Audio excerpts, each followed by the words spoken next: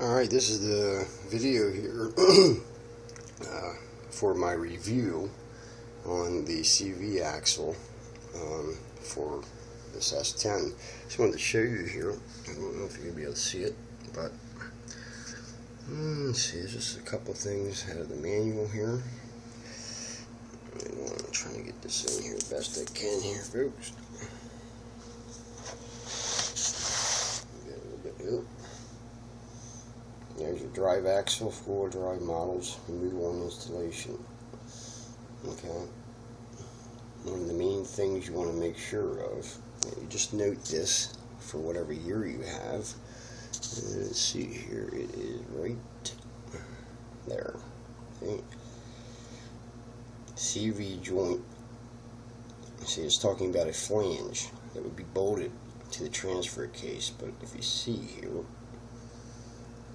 in 1999 and later models, drive axles are not held in by the flange. It is retained by a snap ring at the inner end of the tripod joint. Okay, just wanted to let you know that. Just wanted to keep that going there. A little bit of pictures here. That would be the one with the flange, which you will not be using here. There's a picture of taking the hub nut off. So I said you need a nice size socket for that. A couple pictures anyway, I'm not sure. But anyway, I have a 2000 Chevy S10. I have the ZR2. Okay, I'm just showing you this is the vehicle here, and this one here would be, see, it's when you go online on an advanced website to do your research, or even when you go there, you got to really give these guys some information. You know, if you have a front wheel drive, S10 or something, you got to let them know that, because the shafts can be different. And if you have, just rear wheel drive, no front, full wheel drive, it's the axle's different. Everything's different. If you gotta, really give them some information. I had the 2002 Chevy S10. I had the ZR2 package, and that's why I got this particular CV axle shaft, CV axle. For the four-wheel drive, and it also the reason why I replaced it in the first place was the CV boot ripped, so that's why it was replaced in the first place. Okay, now all the grease was out of it, and it was dried up, and when we were backing up and turning, it was making a clicking sound, click, click, click, click, click, click. So it was time to replace it. Probably wasn't an emergency, but for what it was. And seriously, take your time doing this. This is not, something you want to rush through. You want to take your time.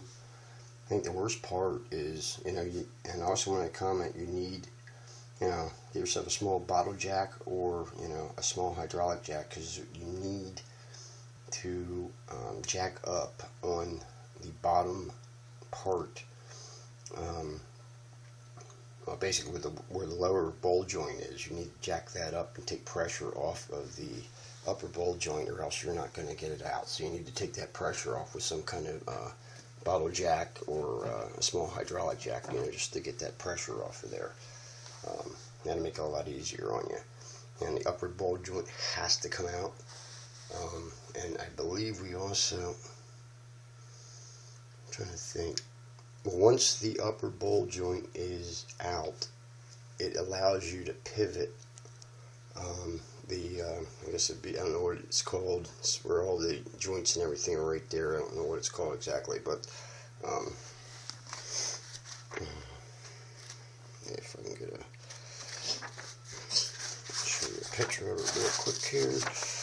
Not sure how big of a video they let you upload here, so I'm not really sure how long to take this. I don't know if it really shows, but I think it will. Bear with me here, folks. I know what I'm looking for. I'm just trying to show you here.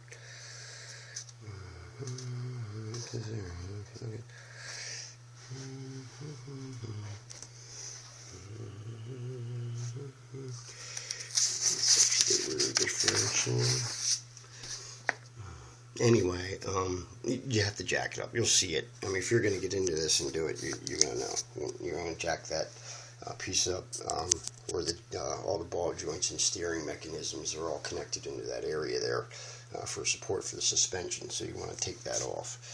Matter of fact, it's not going to be taken off, but what it does is it allows you to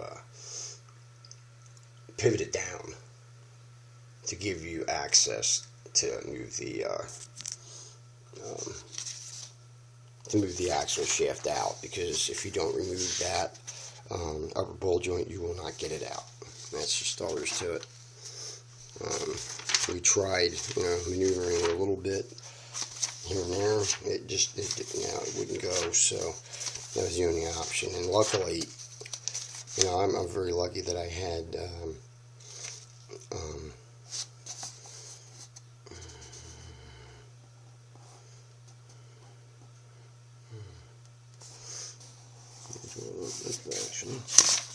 Ball joints, upper ball joint. Yes.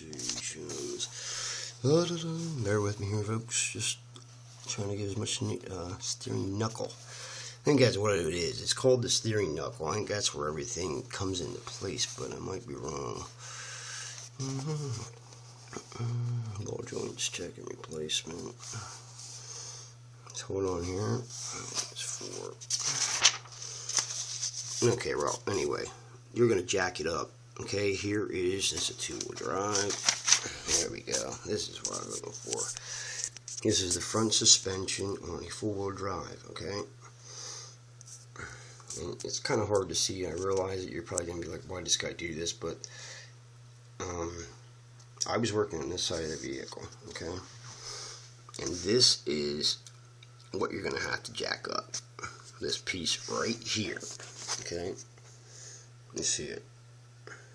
It's where your hub assembly and everything gets bolted to. And there's 2 joints here and the upper ball joint, and it'll allow you to have some play there, okay? It's not a very good. This is a Chilton. That's a Haynes.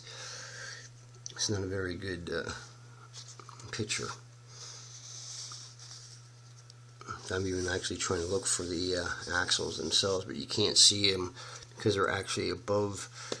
This is here be where your oil pan would be, or your oil filter would be. So this pan here is actually in the way of actually being able to see it. So, but this here is what you're going to jack up, and this is actually the bottom of the vehicle. So you put your jack like right here, jack it up, put pressure off of the upper ball joint, and then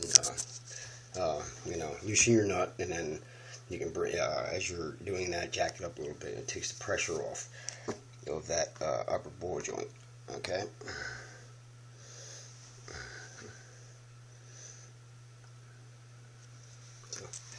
Well, seriously, good luck, because it's something you have to do. I mean, once that tears, you don't want to be driving that down the road at a fast velocity. And the main thing for me in doing this, when that boot ripped, it got all the gears in and started clanging and making noise. It could. I've been told it could last for quite some time after that boot rips. But I don't know. Here in the state of Pennsylvania, number one, it won't pass inspection. It's not supposed to. In the state of Pennsylvania, it does not. If that boot is ripped, it has to be replaced. And anymore, with the cost of the axles, you just get the axle. Unless you have, some very special need where you have a car or truck at, BMW or something, it's going to cost that the butt. But for a Chevy S10 like this, for under $100, you're getting a brand new axle. And I'm being told you should replace both at the same time, but I did just the one side. This side looked okay. I will do this down the road, but this side actually did look okay. So this side, the driver's side actually looked okay. The boots were in good shape, so I let that go for now, just to save a little bit of money. But yeah, seriously, give it a shot. And if you know some, it's nice to have an extra hand, have a buddy around or somebody that has some,